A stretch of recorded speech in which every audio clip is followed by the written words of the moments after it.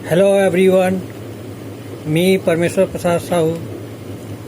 आज का टॉपिक है गुप्त काल को प्राचीन भारत का स्वर्ण काल क्यों कहा जाता है। इतिहास के कुछ काल ऐसे हैं जिनका मूल्यांकन स्वर्ण युग के रूप में किया जाता रहा है। यह तथ्य समान रूप से विश्व इतिहास के परिप्रेक्ष्य में भी लागू होता है। उदाहरण के लिए प्राचीन यूनान में पेरिक्लिस के काल तथा इंग्लैंड में 16वीं शताब्दी के एलिजाबेथ के काल को स्वर्ण युग की संज्ञा दी गई है। प्राचीन काल में गुप्त साम्राज्य को भी स्वर्ण काल के रूप में व्याख्यायित किया गया है। अब प्रश्न उठता है कि क्यों किसी काल को स्वर्ण युग माना जाता है। वस्तुतः कोई भी सभ्यता स्वर्ण युग के स्तर पर तब पहुंचती मानी जाती है जब जीवन के विविध क्षेत्रों में एक स्तरीय विकास नजर आता है। वस्तुतः एक दृष्टि से गुप्त काल की चतुर्दिक समृद्धि एवं सफलता को देखते हुए इसे स्वर्ण काल के रूप में परिभाषित किया गया है। स्वर्ण युग के पक्ष में निम्नलिखित बातें कही गई है। प्रथम, गुप्त शासकों ने 500 वर्षों के लंबे अंतराल के पश्चात साम्राज्यवाद की परंपरा को पुनर्जीवित किया तथा कुषाण साम्राज्य के पतनोपरांत छोटे छोटे राज्यों में बिखरे भारत को शासन के एक सूत्र में बांध दिया।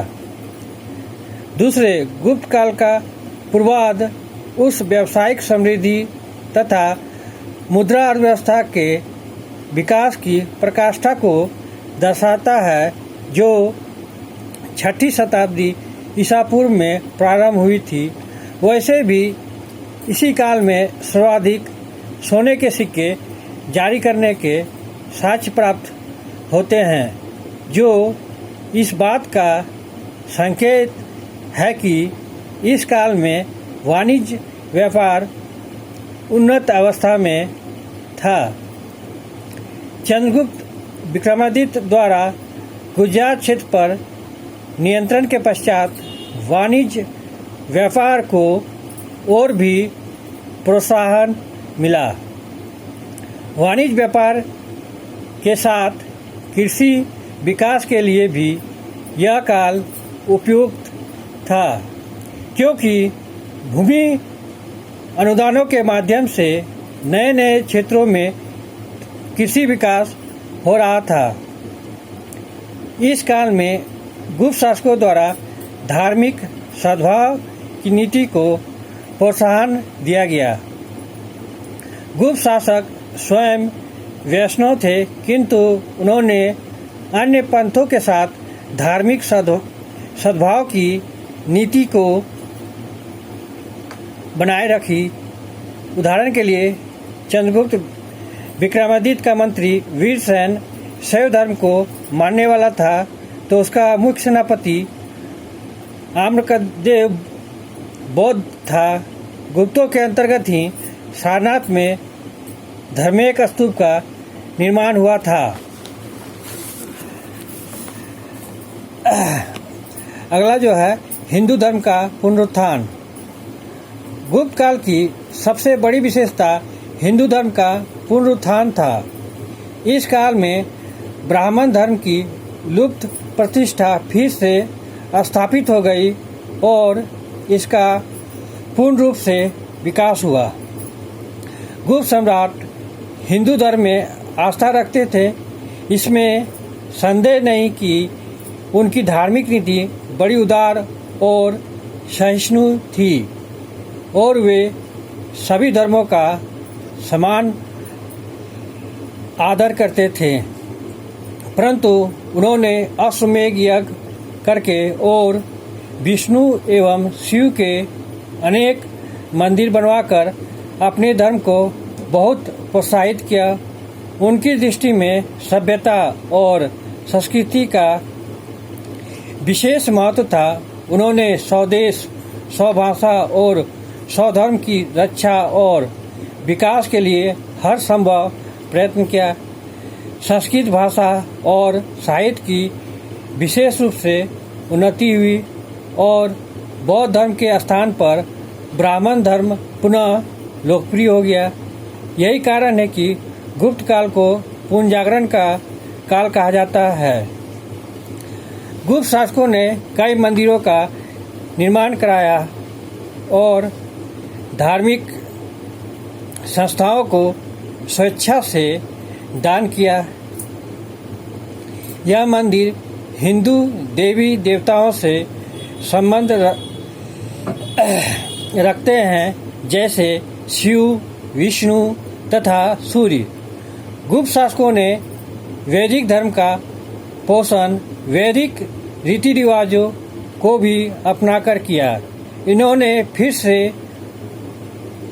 अश्वमेध यज्ञ किया, जो पुष्यमित्र के काल से किसी ने नहीं किया था। गुप्त शासकों ने इसके अतिरिक्त परम भागवत की उपाधि भी धारण कर ली और अभिलेखों में इनकी तुलना वैदिक देवता जैसे कुबेर और इनसे की गई है, परंतु यह वैदिक रीति रिवाज सर्वसाधारण जनता में अधिक प्रचलित नहीं थे। गुप्त काल में वैष्णव धर्म अधिक प्रिय हो चुका था, क्योंकि लोगों का विश्वास था कि विष्णु ने समय समय पर कई अवतारों के रूप में राक्षसों से लोगों की रक्षा के लिए जन्म लिया है। वैष्णव धर्म भी बहुत लोकप्रिय था, जहां गुप्त, पल्लव तथा गंग शासक वैष्णव धर्म के अनुयायी थे। शिव की पूजा गुप्त काल में कई रूपों में होती थी। शिव को कई नामों से पुकारा जाता था, जैसे शंभु, भूपति, शूल, पान, महादेव आदि। शिव पूजा के अतिरिक्त बहुत से लोग देवी के भी उपासक थे। देवी पूजा में लक्ष्मी, दुर्गा, पार्वती का स्थान उच्च था। कुछ लोगों का विश्वास है कि तांत्रिक विद्या में विश्वास इस देवी पूजा के कारण ही हुआ। देवी की पूजा दोनों ही रूपों में होती थी, करुणामयी और भयंकर। देवी पूजा के साथ गणेश और कार्तिकेय की भी पूजा का प्रचलन था। पहाड़पुर में गणेश की पत्थर और धातु की कई मूर्तियां मिली है। हिंदू इसको सारे दुख हरने वाला तथा सफलता देने वाला मानते थे। लोगों का इस काल में तीर्थ यात्रा, संध्या, श्राद्ध, व्रत आदि में भी विश्वास था।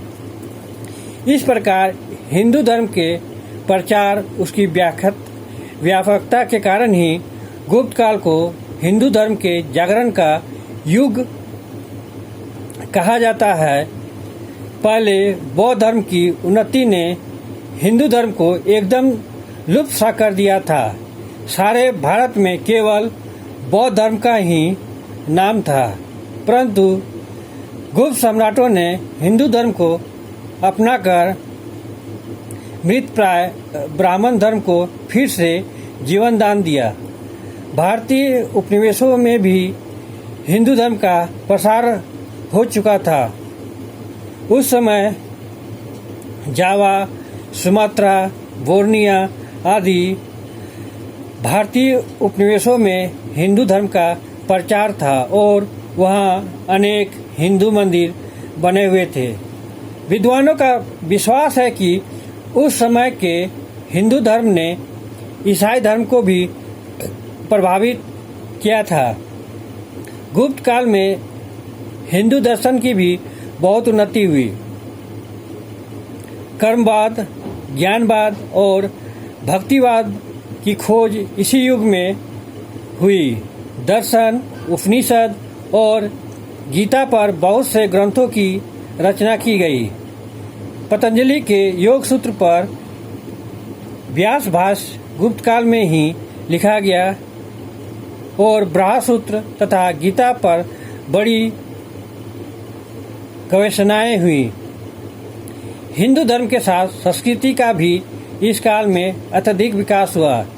यथार्थ में गुप्त काल केवल हिंदू धर्म के पुनरुत्थान का काल ही नहीं था, वरन संस्कृत के पुनरुत्थान का समय भी था। अगला जो पॉइंट है वो है संस्कृति का विकास। गुप्त काल में संस्कृत भाषा ने अपूर्व रूप से उन्नति की। प्राचीन धर्म के साथ प्राचीन भाषा का भी पुनरुत्थान हुआ। इसे राजभाषा के रूप में स्वीकार कर लिया गया और सरकारी मुद्राओं पर भी संस्कृत का प्रयोग होने लगा। अनेक विद्वानों ने संस्कृत में अपनी रचनाएं लिखकर साहित्य में अपना योगदान दिया। संस्कृत न केवल हिंदू विद्यालयों अपितु बौद्ध विहारों में भी पढ़ाए जाने लगी। संस्कृत साहित्य उत्कर्ष के लिए गुप्त काल इतिहास में बहुत प्रसिद्ध है। हरिसेन, अमर सिंह, भैरवी, विशाखदत्त, आर्यभट्ट आदि उच्च कोटि के विद्वान इसी युग की देन है। हरिसेन द्वारा लिखित इलाहाबाद का स्तंभ लेख ऐतिहासिक और साहित्यिक दोनों दृष्टियों से बहुत महत्वपूर्ण है। विशाखदत्त का मुद्रा राक्षस और देवी चंद्रगुप्तम उस समय की बहुत श्रेष्ठ रचनाएं हैं, जिनसे बहुत सी ऐतिहासिक बातों का पता चलता है। आर्यभट्ट का सूर्य सिद्धांत भी उस समय का महत्वपूर्ण ग्रंथ है। पंचतंत्र की विश्व विख्यात कहानियाँ इसी काल में लिखी गई थी। पुराण, महाभारत आदि ग्रंथों को आधुनिक रूप में इसी युग में लिखा गया था। भारतीय शेक्सपियर कवि कालिदास विक्रमादित्य के नवरत्नों में से एक था। शकुंतला, रघुवंश, मेघदूत, कुमार संभव आदि अनेक महान ग्रंथों की रचना इसी काल में हुई। वास्तव में गुप्त सम्राटों ने कला और साहित्य की प्रगति के लिए बहुत से प्रसिद्ध कलाकारों को आश्रय दे रखा था। साहित्य और दर्शन इस काल में उन्नति की चरम सीमा पर थे। साहित्यिक दृष्टि से इस काल को स्वर्ण युग करना सर्वथा उचित है। अगला जो पॉइंट है शिक्षा का विकास। गुप्त काल में शिक्षा का बहुत प्रसार था। गुप्त सम्राट स्वयं बहुत विद्वान और सुसंस्कृत थे, इसलिए वे अपनी प्रजा की शिक्षा की ओर भी ध्यान देते थे। गुप्त साम्राज्य में कई बड़े बड़े विश्वविद्यालय थे, जहाँ न केवल भारत के प्रत्येक भाग से अपितु विदेशों से भी विद्यार्थी शिक्षा ग्रहण करने आते थे। तक्षशिला विश्वविद्यालय, नालंदा विश्वविद्यालय, अजंता विश्वविद्यालय और सारनाथ विश्वविद्यालय उस समय के प्रसिद्ध विश्वविद्यालय थे। पाटलिपुत्र तथा वल्लभी उस काल में शिक्षा के बहुत बड़े केंद्र थे। उज्जैनी, पद्मावती, कांची, मथुरा, बनारस आदि स्थानों में भी शिक्षा का बहुत प्रसार था। उस समय के लोकप्रिय विषय पुराण, तर्क, दर्शन, साहित्य, विज्ञान, गणित, ज्योतिष आदि थे। शिक्षा प्रायः उस समय निःशुल्क थी। अगला पॉइंट जो है वह है विज्ञान का विकास। गुप्त काल में विज्ञान ने बहुत उन्नति की। गणित, ज्योतिष, रसायन शास्त्र, पदार्थ विज्ञान, धातु विज्ञान, भूगोल एवं खगोल विद्या ने इस समय अपूर्व रूप से विकास किया। उस समय के प्रसिद्ध गणितज्ञ आर्यभट्ट ने पहली बार अपने ग्रंथ सूर्य सिद्धांत में बताया कि किस प्रकार पृथ्वी अपने अक्ष के चारों ओर घूमती है और सूर्य एवं चंद्रग्रहण कैसे होता है। व्रामीर उस समय का दूसरा महान वैज्ञानिक था जो ज्योतिष, वनस्पति विज्ञान और भूगोल एवं खगोल विद्या का प्रकांड पंडित था। अंकगणित में दशमलव भिन्न का अन्वेषण भी गुप्त काल में ही हुआ था। वेदक शास्त्र ने भी इस समय बहुत उन्नति की थी। दिल्ली के बाहर कुतुब मीनार के निकट लौह स्तंभ के लेख से पता चलता है कि उस समय के लोग धातु विज्ञान में बहुत प्रवीण थे। आयुर्वेद के महान विद्वान चरक और ब्रह्मगुप्त भी इसी युग की देन थे। उनके अंतर्गत औषधि शास्त्र ने बहुत उन्नति की थी। उस युग में बड़े बड़े नगरों में औषधालयों और वेदों का बहुत संतोषजनक प्रबंध होता था। अगला जो पॉइंट है वो है कला का विकास। कला की दृष्टि से गुप्त काल बड़े गौरव का युग था। इस काल में भारतीय कलाएं अपनी उन्नति की चरम सीमा तक पहुंच गई थी।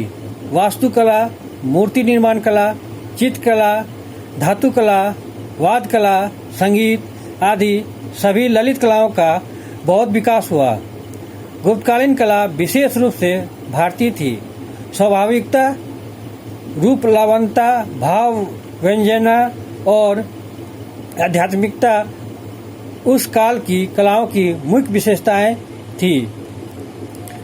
गुप्त काल में वास्तुकला का अपूर्व विकास हुआ। ब्राह्मणों तथा बौद्धों ने अनेक खूबसूरत मंदिरों और विहारों का निर्माण किया। इस युग के अधिकांश मंदिर पत्थर के बने हुए थे। गुप्त काल में बहुत से गुफा मंदिरों का भी निर्माण हुआ। इस काल की दक्षिण कला का सर्वोत्तम नमूना अजंता में देखा जा सकता है।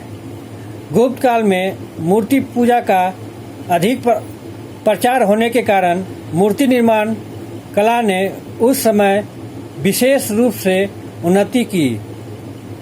उस काल की मूर्तियों की प्रमुख विशेषताएं नैतिकता और सुंदरता का सम्मिश्रण थी।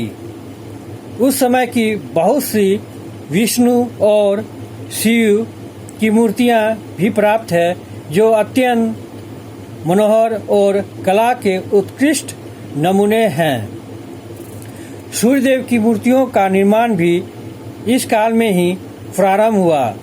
सूर्यदेव की मूर्तियां अफगानिस्तान से लेकर मथुरा और मध्य देश तक मिली है। इस काल की राम, सीता, लक्ष्मण, कृष्ण, रुक्मणी, सुदामा आदि की बहुत सुंदर मूर्तियां उपलब्ध है, जिनसे स्पष्ट होता है कि उस समय मूर्ति निर्माण कला ने आश्चर्यजनक उन्नति की थी। गुप्त काल में चित्रकारी, वाद्य कला और संगीत को भी अत्यधिक प्रोत्साहन मिला था। गुप्त सम्राट संगीत से विशेष प्रेम रखते थे।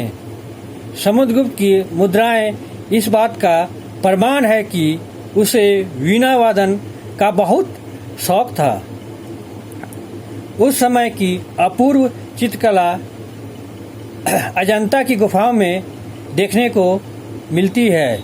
इन गुफाओं के चित्रों में चित्रकार ने छोटे से मोती या फूल लेकर संपूर्ण आकृति की रचना में कला कौशल प्रदर्शित किया है, वह अत्यंत सराहनीय है। धातु कला अथवा मुद्रा निर्माण कला भी उस समय अग्रणी था। गुप्त काल का महरौली का लौह स्तंभ उस समय की धातु कला का एक आदर्श प्रतीक है। उस समय की तांबे की मूर्तियां भी बहुत प्रसिद्ध है।